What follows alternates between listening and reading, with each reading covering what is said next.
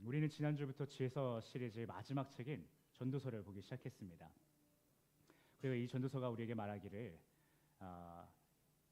인간은 제한적인 존재다, 유한적인 존재다. 그러니 영원한 하나님을 다 알 수 없음을 인정하라는 것과 그럼에도 불구하고 분명한 단 한 가지, 하나님께서는 태초부터 지금까지 우리를 향한 사랑에 있어서 변함이 없으셨다는 것을 기억하라고 말했습니다.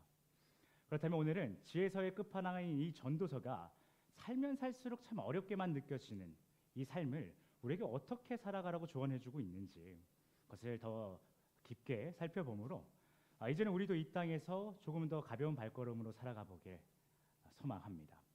자, 그럼 먼저 금일 본문 15절을 한번 살펴볼게요. 금일 본문의 첫 구절인 이 말씀을 보시면요, 전도서의 저자가 말하기를 이렇게 얘기합니다. 자신은 세상의 모든 지혜를 다 탐구해 봤는데 의로운 자가 죽음이라는 화를 당하는 경우가 있더라. 또 악인이 장수라고 하는 복을 경험하는 것을 나는 봤어 라고 얘기를 합니다. 여러분은 어떠신가요? 여러분도 인생을 살면서요, 참 저 사람은 하나님 앞에서 올바른 사람이야, 지혜로운 사람이야, 참 순종적이다, 저 사람 믿음이 참 순수하다 라고 하는 사람인데 화를 당하는 경우를 본 적이 있으신가요? 또 진짜 나쁜 사람인데 쟤는 정말 어떻게 인간이 저럴까 막 싶은 그런 나쁜 사람인데 하는 일이 그냥 다 잘 되는 거예요. 뭐만 하면 성공하고 그 돈도 잘 벌고 명예도 얻고 심지어 밖에서는 시끄럽게 고약하게 행동하는 그 사람이 집에서는 막 아내와 뭐 남편과 혹은 자녀들에게 따뜻하게 행복한 가정을 이루고 나가는 것, 그런 이중성을 보이는 것, 여러분 그런 거 본 적 있으신가요? 많이 보셨죠? 뭐 저도 많이 봤습니다. 그리고 심지어 우린 지난 지혜서 시리즈였던 욥기를 통해서도 이러한 경우들을 보게 되었습니다. 그렇다면 여러분, 전도서의 저자는 이 같은 상황들을 우리에게 제시하면서 무엇을 얘기하고 싶은 걸까요? 이는 지난주 말씀과 맥을 같이 합니다. 우리 인간은 다 알 수 없다라는 거예요. 의인은 복을 받고 악인은 벌을 받는 것이 마땅하죠. 이게 이치에 맞아요. 그냥 상식과 같은 거예요. 그런데 우리가 살고 있는 이 땅에서 나타나는 현상들은 어때요? 그렇지 않다라는 겁니다. 의인이 복을 받고 악인이 분명히 벌을 받는 게 당연하지만 그렇지 않다라는 거예요. 그것을 우리 전도서는 다시 한번 우리에게 얘기해주고 있습니다. 오래전 우리나라가 기독교가 막 부흥했던 시기가 있죠. 크게 막 하루가 다르게 부흥했던 시기가 있어요. 그때요, 기복신앙과 번영신앙을 바탕으로 이런 얘기들이 많이 나왔어요. 하나님을 믿으면 복을 받습니다. 하나님을 믿으면요, 그래서 여러분 11조 하시고 헌금 많이 하시면 하나님이 2배, 3배로 갚아주십니다. 여러분 교회에서 봉사 많이 하셔야 됩니다.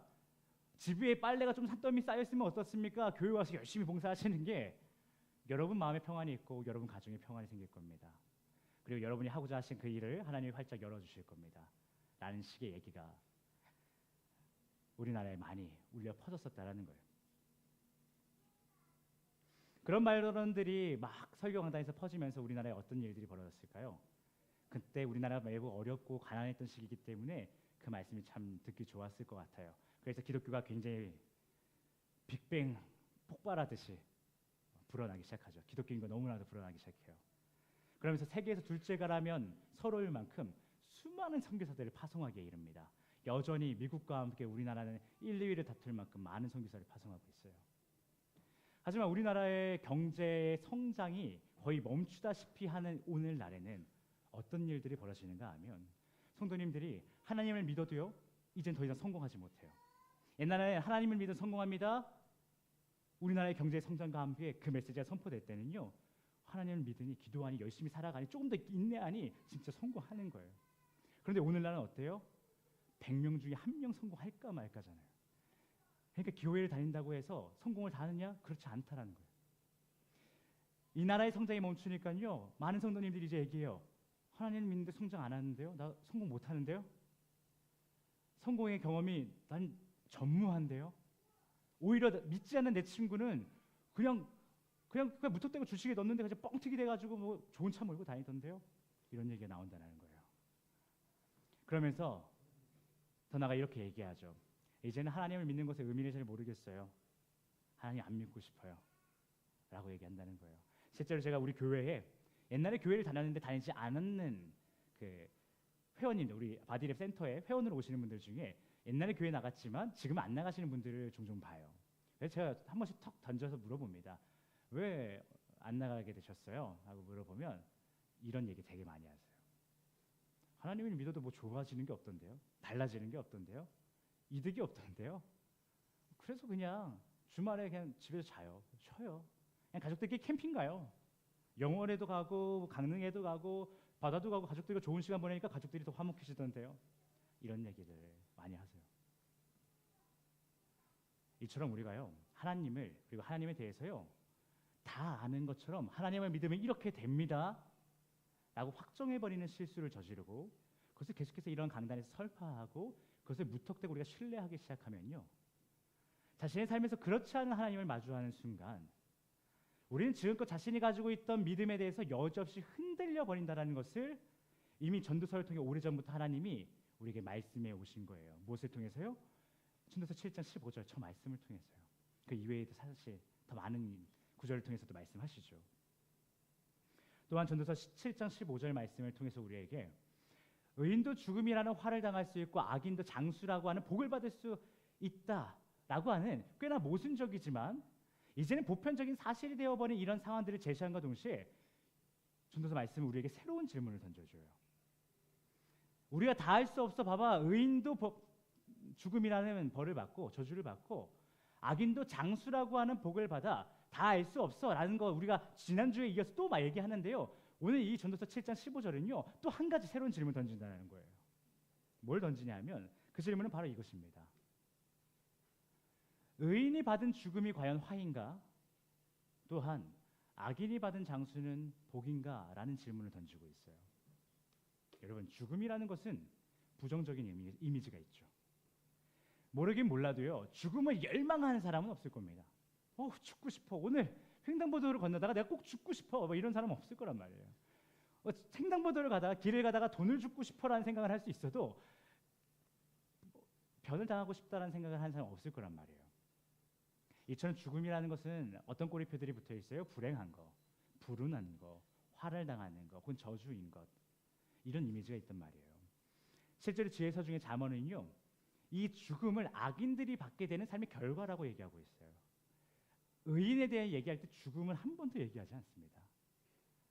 그런데 여러분, 정말 죽음이 불행인 걸까요? 정말 죽음이 저주이고 화인가요? 하나님께서 오늘 우리에게 던져주시는 이 질문을 한번 고민해 보자는 거예요. 다른 사람은 몰라도요, 우리 그리스도인들이라면 좀 달라야 되지 않을까 싶습니다. 왜냐하면 우리 이 죽음이라는 것은요, 우리가 받을 수 있는 가장 큰 선물이자 삶의 종착역인 하나님의 나라로 가기 이전에 절대적으로 필요한 필수적인 경험이잖아요. 죽음이 없으면 부활도 없고 하나님의 나라도 없는 거예요. 물론 우리가 하나님이 다시 오시는 그날까지 살아있다면 죽음 없이 그대로 올라갈지도 모르겠죠. 하지만 일반적으로 그렇지 않잖아요. 죽어야 부활을 경험하고 하나님 나라에 간단 말이에요. 그러니 그리스도인들에게 죽음은 단순히 저주라고 말할 수 있는가? 그렇지 않다는 거예요. 그런데 또 현실은 어때요?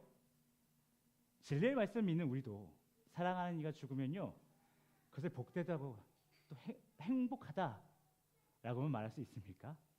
그럴 수 없어요. 죽음 딱 떠올리면 일단 부정적인 생각이 들지만 이내 우리가 고민하면 우리 그리스도인인데 죽음이 단순히 부정적인 건 아니지, 불운한 건 아니지라고 하지만 진짜 죽음을 경험하면요, 불행해요. 슬퍼요. 모든 것을 잃어버린 것만 같아요. 이게 현실이라는 거예요. 이렇듯 죽음이라는 것은요, 단순히 이건 화예요, 저주예요 라고 할 수도 없고요, 이것은 복됩니다 라고 말할 수도 없다는 거예요. 이런 이중성이 있다는 거예요. 그렇다면 여러분, 금일 보면 15절에 나오는 악인이 받은 장수라는 건 또 어떻습니까? 장수하는 것, 복인가요?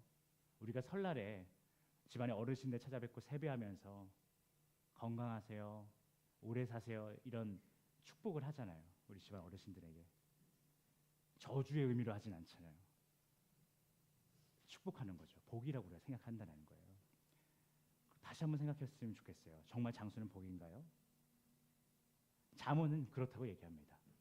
그러나요, 하나님의 통치를 받는 그곳은 어디나, 그것이 어디이나 우리에겐 하나님의 나라입니다라고 말하는 우리 그리스도인들, 또한 이 개념을 반대로 생각해 보면 하나님을 떠나 살아가는 자는 그가 머무는 곳이 지금 궁궐이라고 해도 그곳은 불안전함과 불안함이 반복되는 출구 없는 감옥과 같은 곳이라고 말하는 우리 성도들의 주장대로라면 이 악인이 받은 장수라는 것이 과연 복이냐라는 거예요. 악인이 장수하더라라고 얘기하잖아요, 15절에. 근데 이게 복이냐라는 거예요. 우리는 때는 그렇게 생각할 때가 있어요. 우리의 부모님 정말 하나님 잘 믿으셨는데 왜 이렇게 사고로 돌아가셨지? 왜 이런 불행한 일이 생겼지? 근데 저 사람은 참 나쁘고 고약한 양반인데 왜 100세 동안 110세가 되도록 막 살지? 왜 장수하지? 왜 하나님은 우리 엄마를, 우리 아빠를 왜 먼저 데려가시고 저런 사람을 왜 남겨두시지? 라고 우리는 생각할 때가 있잖아요. 그런 눈으로 누군가를 바라볼 때가 있잖아요. 근데 우리 생각해보자라는 거예요. 하나님을 떠난 악인들에게 장수라는 것이요, 복이냐는 거예요. 그럴 수 없어요. 하나님을 떠난 이들은요, 단명 하나, 장수 하나, 평안함이 주어질 수 없어요. 그렇다면 그것이 복이 아니라는 것이죠. 평안함이 없이 장수하고 싶으십니까? 우리가 세배할 때 뭐라고 그래요? 탈 없이 건강하게 장수하시라 그러지 유병장수하세요 이렇게 얘기하십니까? 막 아픈 상태로 정말 이게 정말 사는 게 과연 내 부모님에게 좋은 것인가, 아니면 이쯤에서 보내드리는 게 좋은 것인가, 이럴 정도까지 같이 다를 정도로 그냥 막 살아가는 것, 그렇게 악인이 육체적인 고통과 심적인 고통과 여러 영적인 고통과 그것을 다 받으면서 하루하루 죽지 않고 사는 게 장수냐는 거예요. 복이냐는 거예요. 그렇지 않다는 것이죠.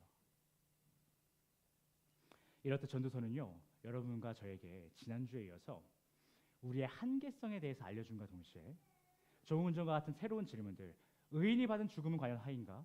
악인이 받은 장수는 과연 복인가? 라는 질문을 던져줌으로요, 그동안 우리가 부정적이라고 생각해왔던 것들, 그 안에는 긍정적인 것도 있어.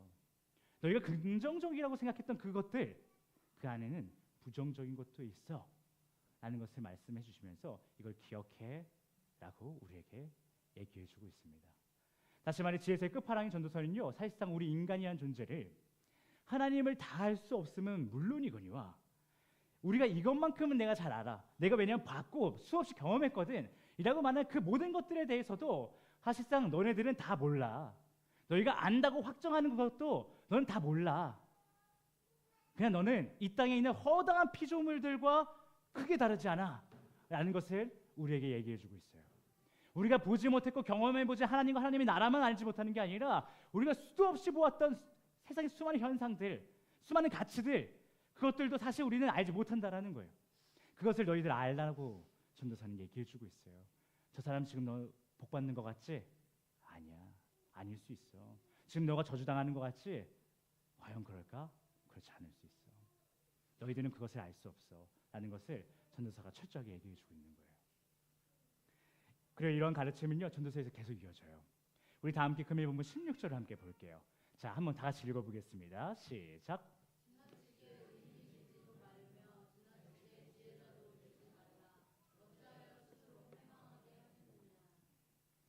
조금 전에 읽은 이 말씀이 우리에게 지나치게 의인도 되지 마, 지혜자도 되지 마 라고 말하고 있는데요, 먼저 우리는 성도라면 누구나 추구하게 되는 그 의로운 자의 삶, 지혜로운 삶, 그거 말고요, 그 앞에 붙어 있는 지나치게라는 말에 먼저 주목해 보기 원해요.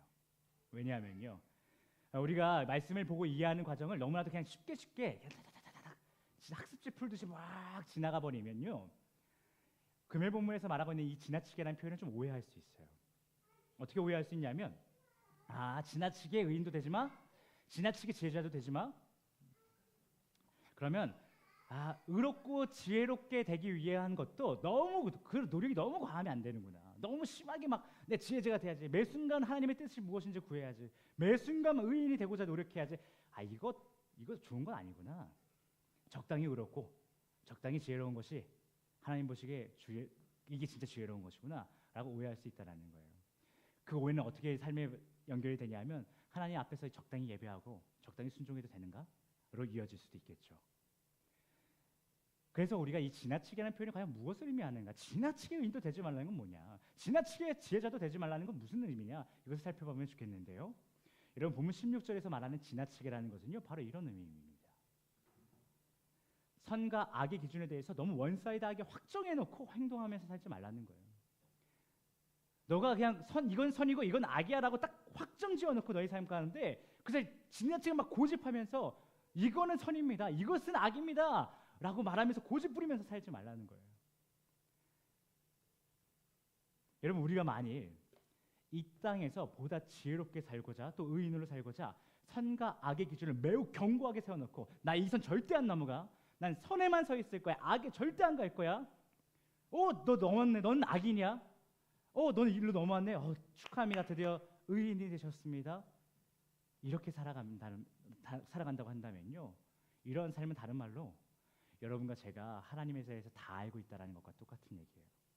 그 말은 또 어떤 말이냐면요, 하나님에 대해서 다 알고 있기 때문에 하나님의 심판도 내가 다 예측할 수 있어 라고 말하는 것과 다르지 않습니다. 굉장히 위험한 생각이죠. 이는 어쩌면 극단적으로 더 나아가면 어떻게까지 할 수 있냐면요, 나는 우리 중에 누가 구원받고 누가 구원받지 못할지 알아 라고 얘기하는 것과 같은 삶인 거예요. 굉장히 위험한 거죠. 말이 안 되는 거예요. 여러분 우리는 구원의 대상자이고 수혜자일 뿐이지 구원에 대한 일말의 지분도 없어요. 그것을 내가 안다고 말할 수도 없고 그것을 내가 예측할 수 없는 존재란 말이에요.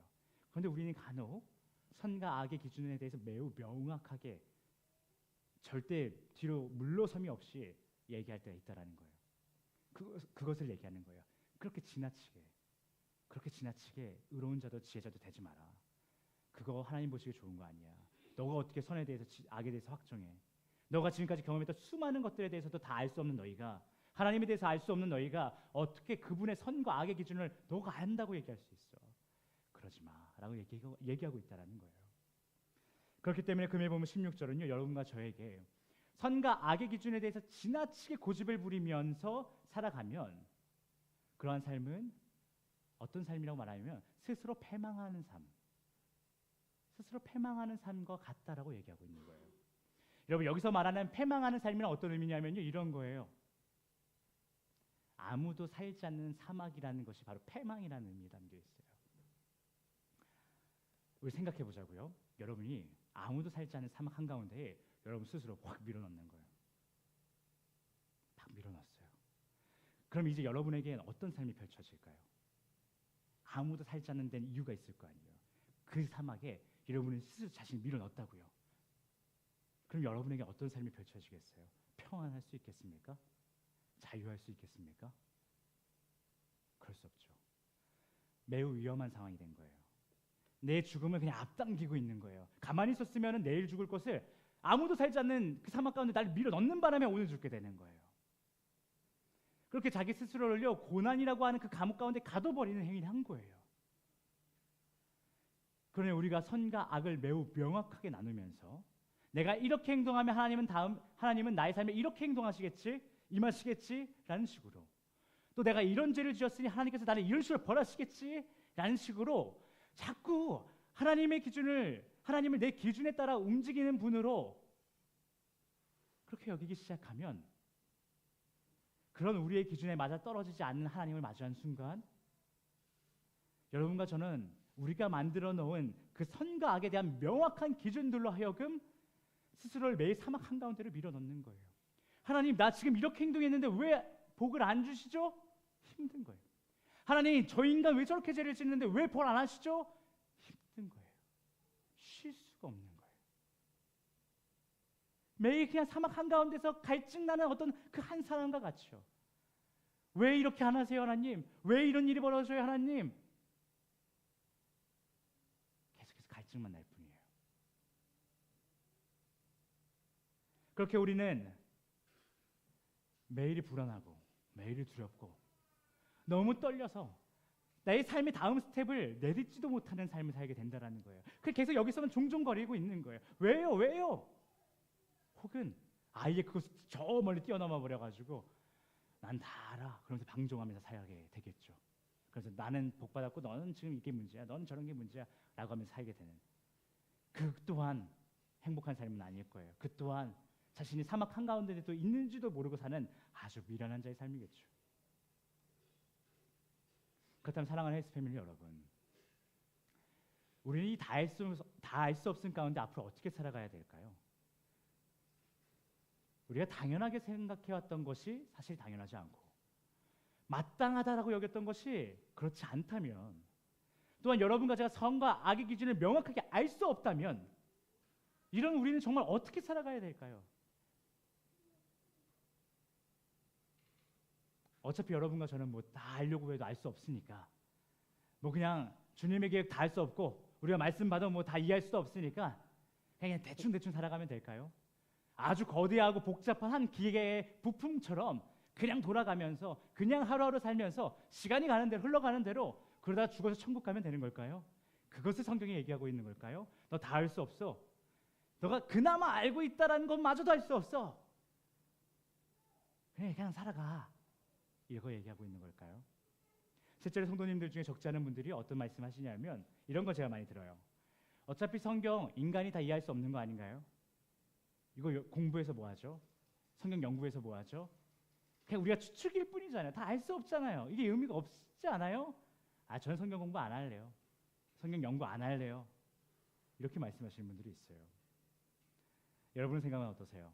우린 다 알 수 없다라고 하는데 전도서가 연약한 인간이 우리가 다 알 수 없은 그 가운데에 과연 어떻게 살아감이 하나님께 기쁨이 되고 또 그 하나님이 우리에게 기쁨이 되는 삶이 되는 것일까요? 이에 대해서 우선 금요일 보면 17절은 우리에게 이렇게 얘기해 줍니다. 지나치게 우매한 자도 되지 마. 앞에서 지나치게 의롭지 마, 지나치게 지혜롭지 마, 그러면서 이렇게 또 얘기한다는 거예요. 지나치게 그렇다고 우매한 자도 되지 마 라고 얘기해요. 전도서는요, 분명히 여러분과 저에게 말하기를 우리의 연약함을 인정해서 하나님에 대해서나 이 세상에 대해서 다 아는 것처럼 확정짓지 말라고 말합니다. 그러나 그 다 알 수 없은 가운데에서요, 하나님을 알려고 하는 노력과 하나님의 관점에서 이 세상을 이해하려는 노력도 멈추지는 마, 이렇게 얘기한단 말이에요. 그 이유는요, 우리가 이 땅에서 알게 되는 하나님에 대한 지식, 하나님에 대한 깨달음은요, 하나님의 모든 것은 아니지만 그럼에도 불구하고 하나님을 향해 보다 더 올바른 방향으로 나아갈 수 있게 해주는 삶의 방향 지시등이기 때문이에요. 여러분, 우리가 종착역이 어떤 곳인지는 알 수 없어요. 그리고 그곳에서 우리를 맞이하게 될 그 상황이 어떤 일이 벌어질지 우리는 알 수 없어요. 그러나 그렇다고 해서 그곳에 안전하게 도착하게 해줄 방향 지시등마저 내가 됐어 알기 싫어 라고 한다면, 그래서 아무 길로나 가도 괜찮겠지라고 생각한다면 이는 하나님이 보시기에 게으르고 미련하며 비상식적인 모습이라는 거예요. 하다못해 여러분, 우리가 여행을 가도요, 처음 가는 곳에 여행 갈 때 한번 생각해 보세요. 웹서핑해서 그것이 어떤 곳인지 충분히 알아가긴 하죠. 그렇다고 해서 우리가 그곳을 다 압니까? 예상은 해보건데 그곳이 실제로 어떤지는 모르잖아요. 안 가봤으니까. 그러니까 그곳에 대해서 우리가 어떤 생각을 하게 되냐 하면, 야, 거기 가면 이런 게 있대, 이런 게 맛있대, 야, 숙소가 이렇게 뷰가 좋대 라고 사진도 보여주고 하지만 가는 내내 또 어떤 생각이 들어요? 진짜 숙소 뷰가 그렇게 좋을까? 숙소 그 사진에서 본 것처럼 정말 이게 바다가 딱 보이고 그 산이 딱 보이고 정말 좋을까? 정말 좋으면 좋겠다. 혹은 거기 음식도 진짜 맛있다는데 야, 우리 입맛에 맞으면 좋겠다, 맛있으면 좋겠다, 이런 생각 하잖아요. 그렇게 기대 반 설렘 반 뭐 두려움 반 걱정 반 이렇게 살아가잖아요. 그런데 그러면서도 그 다 알 수 없은 가운데서도 불안과 설렘을 가지고 여러분과 저는 뭘 해요? 그 여행지로 안전하게 도착하기 위한 효과적인 길을 찾아보잖아요. 어떻게 그 길을 가면 좋을까? 예전에 내비게이션 없던 시기는 어땠습니까? 뭐 지도 이런 거 책 펴가지고 몇 번 국도로 가면 더 좋을까? 아버지들이 이렇게 다 하셨잖아요. 요즘 시대는 어때요? 그렇게까지는 하지 않더라도 내비게이션 똑바로 정신 차리고 잘 보려고 하잖아요. 우리 체크인이 몇 시인데 이거 길 잘못 들어가면은 뭐 늦잖아, 안 돼, 정신 잘 똑바로 차리고 가야 돼, 이런 생각 하잖아요. 우리가 하나님에 대해서, 그의 세계에 대해서 나아가는 것도 이와 같다는 것입니다. 우리는 대면해보지 못했기 때문에 하나님과 그의 나라를 다 알 수 없어요. 어떻다고 말할 수가 없어요. 그리고 그의 것에 대한 정보는, 이 땅에서 있는 정보들은요, 극히 일부인 거예요. 조각조각일 뿐이에요. 그러나 그것이 정말 우리에게 평안을 주는 곳이라고 하는 믿음이 우리에게 있다면 우리는 그 기대를 가지고 그곳에서의 삶을 사모하면서 딴 길로 새지 않고 곧장 하나님 품에 가서 안기기를 소망하며 성경을 보고 이에 순종함으로 우매한 자가 되지 않기를 노력해야 된다는 거예요. 오늘 성경이 그걸 얘기해 주고 있어요. 이러한 전도서의 메시지들을 종합해 보면요, 오늘 하나님께서는 이 지혜서의 끝판왕인 전도서를 통해서 우리에게 이렇게 이러한 삶을 요구하고 계십니다. 어떤 삶이냐 하면, 첫 번째는 연약한 인간은 영원하신 하나님의 뜻을 다 이해할 수 없음을 인정해라는 것을 먼저 얘기하세요. 그리고 두 번째는 인간은 자신이 알고 있다고 생각하는 영역에 있어서도 극히 일부만 알고 있으니 다 아는 척하지 말고 그냥 커다란 피조물 중에 나도 하나구나 하는 것을 인정해라고 얘기한다는 거예요. 그리고 세 번째는요, 성도들의 삶의 방향을 제시해주는 성경을 매일 묵상해서 하나님 앞에 미련한 자가 되지 마라. 이것은 성경은 우리의 삶의 방향을 제시해주는 아주 중요한 거야. 잊지 마라는 것을 전도서는 우리에게 얘기해 주고 있습니다. 사랑하는 헬스 패밀리 여러분, 이러한 전도서 말씀을 이 세상의 논리와 세상의 지혜자들 앞에 갖다 툭 던져놓으면 어떤 반응일까요? 이 세 가지를 가지고 세상의 지혜자들, 세상에 뭐 대단한 일을 한다는 사람들 앞에 갖다 주면요, 뭐라고 할 것 같으세요? 아마 비웃음거리가 될지도 모르겠습니다. 그 이유는 자기 스스로를 연약한 존재고 보잘것없고 지혜가 없다고 말하는 것은 요즘 시대에 너무 바보 같고 비효율적인 방법이거든요. 그런데요, 하나님은 금요일 말씀을 통해서 우리에게 그렇게 살아야 된다고 말씀하세요. 그래야 여러분과 저는 이 땅에서 하나님 앞에 지혜로운 자가 될 수 있고, 더 나아가 이 땅에서 여러분과 제가 하나님 앞에서 느끼고 있는, 하나님을 믿음에도 불구하고 느끼고 있는 그 인생의 버거움과 무거운 발걸음이 자유해질 수 있다고 주님 말씀하시는 거예요. 그렇다면 우리 이 시간 금요일 본문의 마지막 구절인 29절을 통해 하나님은 왜 우리에게 이러한 요구를 하시는지를 함께 확인해 보기를 원합니다. 해당 말씀을 보시면요, 이 말씀은 하나님께서 여러분과 저를 어떤 존재로 지으셨는지를 얘기해 주고 있어요. 여러분, 이 말씀에서 하나님은 우리를 어떤 존재로 지으셨다라고 말씀하고 계시나요? 어떻게 지었다라고 말씀하세요? 크게 말하셔도 됩니다. 정직하게 지으셨다라고 얘기해요. 그리고 여기서 말하는 정직하게라는 것은요, 대한민국에서의 그 문화 가운데서 생각하는 정직함은 심적인 어떤 정직함, 올바른 올곧음, 이것이 아니고요, 하나님의 의도하심에 순응하면서 살아가는 것을 정직한 것이라고 얘기해요. 다시 말해 하나님은요, 생각보다 여러분과 저를요 굉장히 단순하게 지었다는 거예요. 그리고 그 단순한 삶으로 부르고 계신다는 거예요. 너는 그냥 내가 보여주는 것에 순응하면서 살면 돼. 그렇게 우리를 부르셨다는 거예요. 그런데 우리 인간이요, 점차 스스로 하나님의 영역인 선과 악을 판단하려고 들고, 이건 선이야, 이건 악이야, 이건 명확해, 선 넘지 마 라고 하고, 그렇게 선과 악을 판단하니까, 어떤 기준을 명확하게 제시하고 판단하니까, 판단했으면 어떻게 해야 돼요? 심판하는 자의 삶을 살려고 하는 그런 모습을 인간들이 계속 보인다라는 거예요. 그게 문제라고 얘기합니다. 그것이 사람이 많은 꾀를 낸다라고 얘기한다는 거예요. 너는 그냥 정직하게 내가 보여주는 삶을 살면 되는데, 순응하면 되는데, 왜 너가 계속 꾀를 내면서 생각하면서 이것은 악이야, 이것은 선이야, 너 왜 악인이 됐어? 넌 왜 의인이 됐어? 너는 악이니까 심판받아, 너는 이거 이제 하나님 조만간 복 주실 거야, 뭐 이러면서 선과 악의 기준 나누고 심판하고 사냐는 거예요. 그렇게 사니까, 그렇게 선과 악의 기준을 명확하게 너가 하려고 하니까 너의 삶이 지금 패망하게 되지 않았느냐라고 성경이 얘기하고 있는 거예요. 자신의 삶이나 타인의 삶이나 나의 진영이나 타인의 진영에 대해서 타협할 수 없는 선과 악의 기준을 만들어 놓고, 그렇게 그 모든 대상에 대해서 판단하고 심판하려고 드니 그러한 인생에서 어떻게 평안함이 있을 수 있겠어요? 이러한 삶은 자기 스스로와 그의 모든 대상들에 대해서 철저한 싸움만 만들어낼 뿐입니다. 그리고 그 싸움에서 이겼다고 생각됐을 때는 큰 소리 치면서 나 이겼다고 떠들고 다니고, 졌다라고 생각하면 분노하는 것 아니겠어요?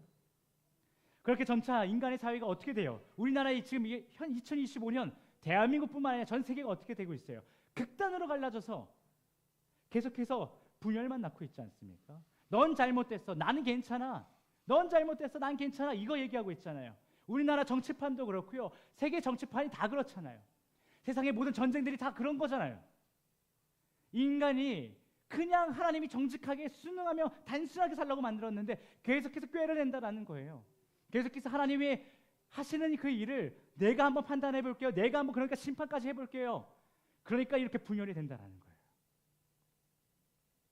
사랑하는 헬스 패밀리 여러분, 다시 한번 말씀드립니다.